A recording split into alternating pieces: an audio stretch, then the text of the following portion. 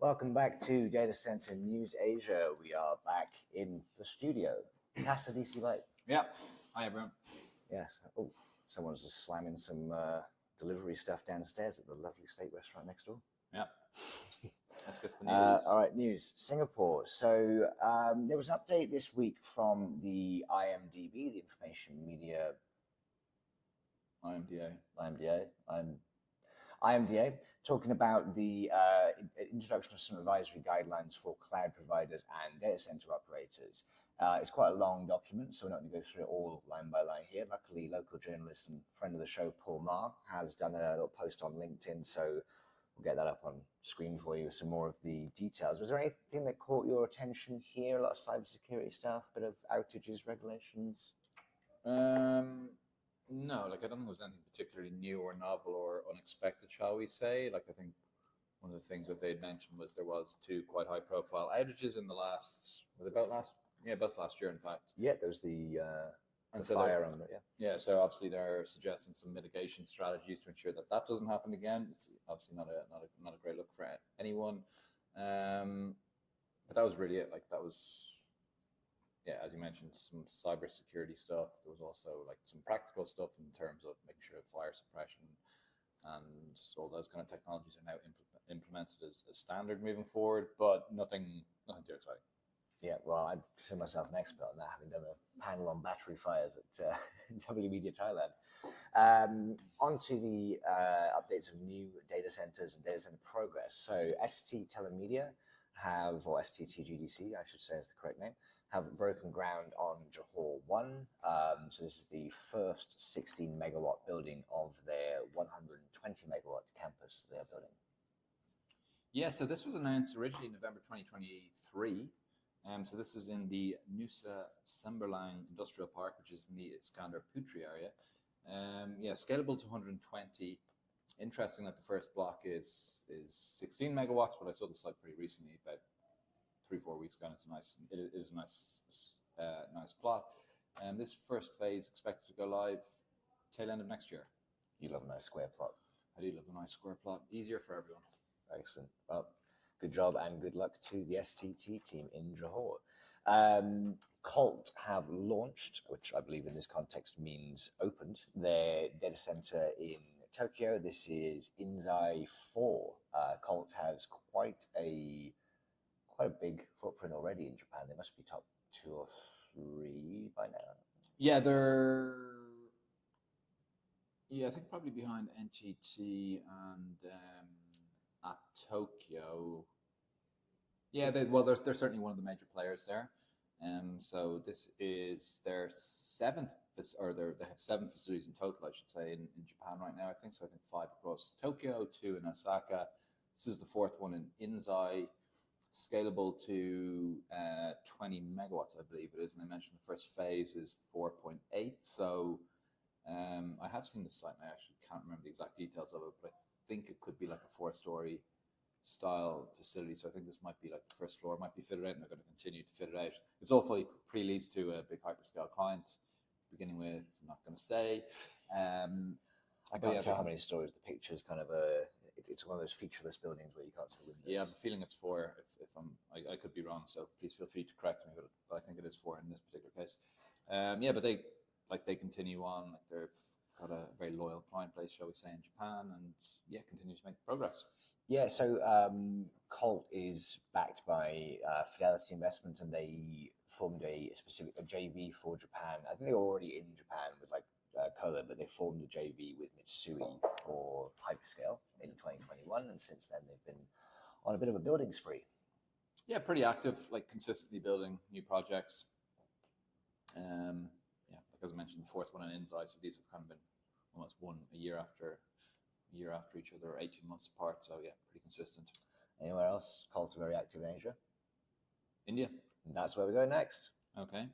Blackstone and Panchshil Realty are building India's largest AI data center. Now, this is, from the way it's written, entirely separate to Blackstone's existing investment in India, which is the 2 large hyperscale campuses through the Lumina Cloud Infra brand in Navi Mumbai.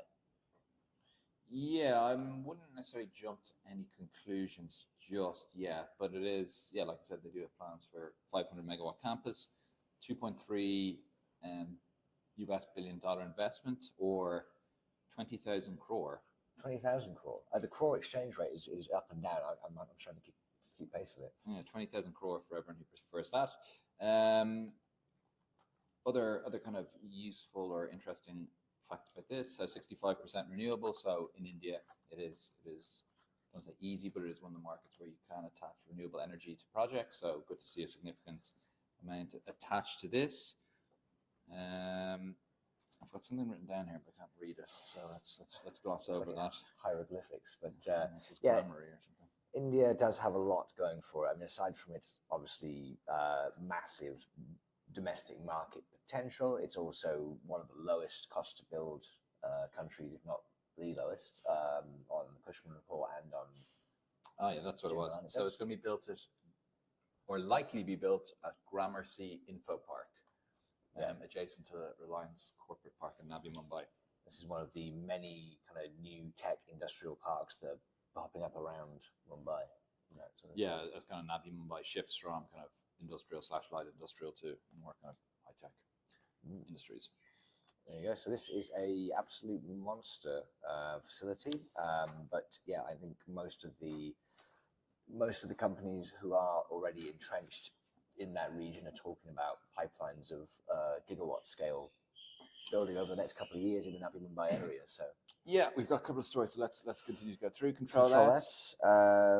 This is a launch of their Chennai park. So there's a nice photo here of launched the second facility in their Chennai development, which is in the Ambattur Industrial Park. So this is a 72 megawatt kind of campus / development. This is the second building, which is the smaller of the two actually. So the first one is 45, I believe it was. This one is 27. So yeah, like I said, this is the smaller one, but this is now launched. And picture of Sridhar here in some traditional dress. Looks nice. But yeah, so this is Chennai is their second biggest behind Mumbai for CtrlS. I think there's more capacity here than they have in Bangalore. Well, definitely more in Bangalore. In terms of live capacity, yes, probably. They do have significant projects going on in Hyderabad and a couple of other markets. But in terms of live, yeah, it probably is the biggest behind Mumbai. Right, moving on. Sify, they also announced a development in Lucknow. So Lucknow is in and around Delhi. I know I have been there before, but I could not point it out to you on a map right now. This is a small AI edge inference facility. So it didn't give an IT load, I don't believe, as per the press release, but it did mention that it was one of 3 AI ready data centers, which have no, that's different. Oh, this is a small inference site in Lucknow, anyway, which is kind of in the greater Delhi area or kind of North India. So congrats to them. We haven't mentioned Google in Malaysia, which is probably the biggest story of the week. Oh, well, I missed that one entirely. So why don't we dial back to Malaysia, since we did go to Malaysia STT, and you take away with that one. Yeah, so this is Eco World. So they are selling and leasing some land outside of KL to Google. So leasing 92.4 acres to them, and at the same time also selling another 58.1 acres of land. This is in the kind of the Klang Valley area. So Google have adopted a different strategy to the one that we've seen from Microsoft and Amazon, where they generally have got their sites to the south of the city. This is more kind of, I suppose, west of central KL. These sites are apparently due to go live October 27 with a 20-year plus lease. So the plus is 2 additional periods of 5 years each. And total rents that Google will be paying apparently is about $1 billion. There you go. That's all. I mean, I know there's already the big announced campus there, and this is additional self-build, or they'll be leasing any stuff around there as well. So my understanding is EcoWorld have got a partner who will be building powered shell for Google, and then basically build a suit. Okay. So well, there we go. That should have been in the Malaysia section. So should have been the first story. I don't know. I was expecting Rhys to announce it any time, but anyway, I kept you on the edge of your seats. Let's do the Australia one because that's what I had written down next, which is the ISPT filing for 100. So, of got here a state significant development filing, which it's got a little box for the Sears forms, but it appears different to the usual Sears application forms that we see. Yeah, so I think the state significant development is basically just a fast track for projects in the Sears application process. So ISPT, which is subsidiary of IFM Investors, so they've been essentially sitting on, this is what it sounds like to me from the article, they've been sitting on this land bank since 1998, I believe, and now with kind of the data center boom, I think they've realized, okay, this is actually going to be a pretty good plot, a good place to build a DC. So it's in the kind of the North Ryde part of Sydney, which is obviously a pretty established cluster or AZ location. So yeah, 170 megawatts is what they've applied for. You can go out and check out all the details, and it includes details on how many generators and all that kind of stuff there is going to be as well as part of this project. I have actually reached out to the ISPT team to get more info on this. So yeah, let's see what they come back with. Yeah, pretty punchy sized development, that one. And wrapping off the news for this week is the appointment of a new CEO at Digital Edge, John Freeman, who was the interim CEO for a little while, but formerly president, legal counsel, ex-Tata. So John will be guiding Digital Edge as they pursue more of these kind of big hyperscale campus developments they've been doing. So congratulations to John, and good luck with the role. Yeah, and yeah, Samuel Lee will, I believe, staying on in kind of an advisory role. Having been there for what, 5-ish years, I guess. Is it? Yes. Oh, it says 5 years. As a founder. Yeah, Yes. 5 years. There's a couple of other people who've moved onto the board, I believe. With I actually don't know. So they're talking about Emma and I don't know how to pronounce Miss Case's name.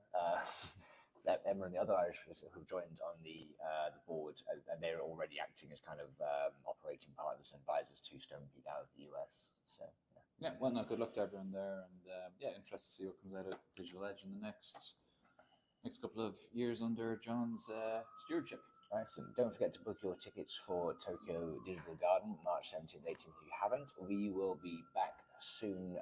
We unfortunately cannot make it to Athens to join Yao and the Tech Capital team at their AI Summit. Your wife's pregnant, I just couldn't make it to Athens. I'm actually going to be on holiday. I'm not sure it's nothing to do with the pregnancy, but yeah. But yeah, so we do want to support this new event from the Tech Capital, so we will be doing some content around that. So do stay tuned for that as well. Cool. Thanks everyone for watching.